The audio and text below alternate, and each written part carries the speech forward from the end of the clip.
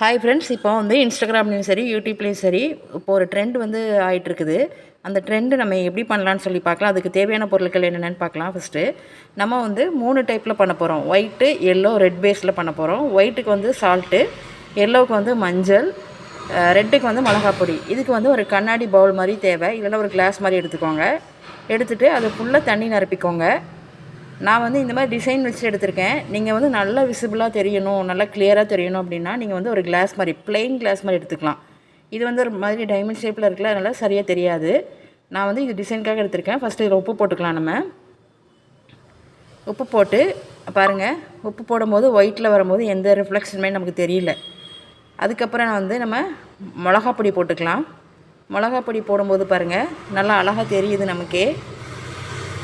அழகாக இருக்குது பார்த்தீங்களா? சூப்பராக இருக்குது. ஏதோ ஒரு இந்த கலரான கண்ணாடி லைட் மாதிரி இருக்கா, ரொம்ப அழகாக இருக்குது. அடுத்து நம்ம மஞ்சப்பொடி போட்டுக்கலாம். இது வந்து நீங்கள் ப்ளைன் கிளாஸில் வச்சிங்கன்னா இன்னும் சூப்பராக தெரியும். அடுத்து மஞ்சப்பொடி போட்டுக்கலாம். இந்த வத்தப்பொடி போட்ட கிளாஸ்லேயே மஞ்சப்பொடி போடும்போது அது சரியாக தெரியல. இப்போ நல்லா தெரிகிறதுக்காக இப்போ நம்ம என்ன பண்ணுறோன்னா, உப்பு, மஞ்சப்பொடி, வத்தப்பொடி 3ஐயும் மிக்ஸ் பண்ணி போட போகிறோம். ஸோ இது நல்லா தெரிகிறதுக்காக ப்ளெயினான ஒரு கண்ணாடி கிளாஸ் எடுத்துருக்கோம். நம்ம அந்த கிளாஸை டார்ச்சில் இப்படி வச்சுக்கோங்க. மொபைல் எடுத்து அதுக்கு மேலே டார்ச்சில் வச்சுக்கோங்க.